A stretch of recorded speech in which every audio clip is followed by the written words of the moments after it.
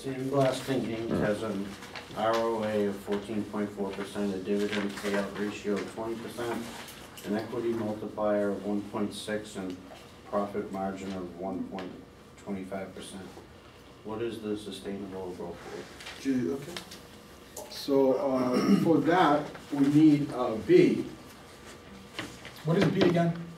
Retention. It's the retention ratio. And here, it says that the payout ratio is 20%. So that, but then we know that B is 1 minus A. That's the one way of getting B, right? Several ways of getting, another way of getting B And is A to is say what? that B is retained earnings, right? Over net income. Does that make sense? Or it could be net income minus dividends paid over net income. Do you agree? Right? These are different What is ways. A? A is going to be the payout ratio. Okay. So that's payout ratio.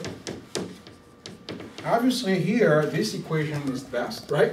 Because you are given the payout ratio. But if I had given you dividends paid, if I had given you net income, obviously this one would be better, right? Right. And then the B is called retention or plowback, right? Ratio. But now here, what is the B? Well, the B is 1 minus 0.20. So therefore, B is 0.80, right?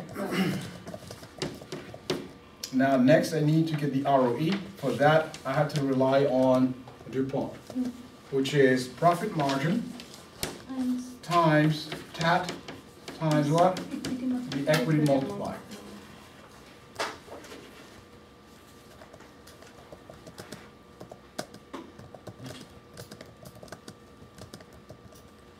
So what is the profit margin?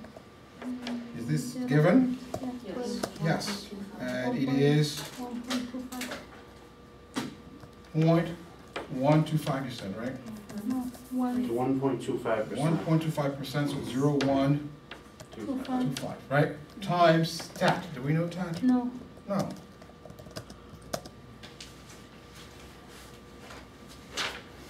Okay, let me, so here we don't know TAT, so therefore we have to look for, let me see. We have an Yeah, but we have a better way of doing this, because we have ROA, right? Yes, it's good. Because if we combine those two,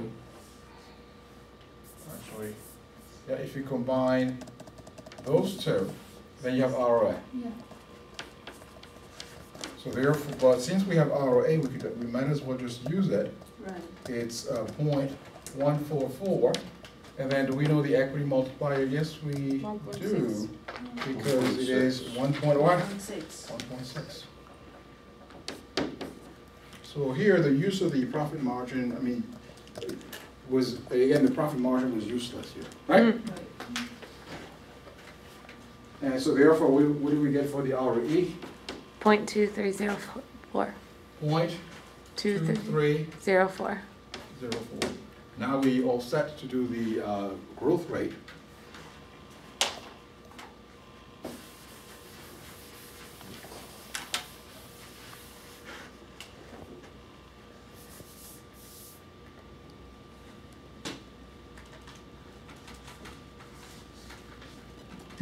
So then G of S is going to be B, which is 0.80 times ROE, which is 0.2304, over 1 minus 0.80 times 0.2304. Right? And that's the answer.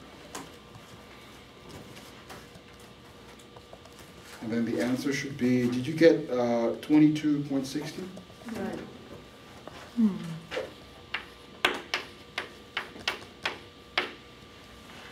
I have a question. Sure. That means if when ROA times equity multiplier, it's gonna give ROE, return on equity. What is that? ROA, return on asset, times equity multiplier, we will get return ROE. on equity. That's right. Okay. I didn't know. Yeah, because if you look at the ROE, if your ROE is written as profit margin times total asset turnover times equity multiplier, Yes. those first two terms are really the ROI. Yeah, Right? That's one, yeah. Remember that? If you go to the DuPont, right? Because what is ROI?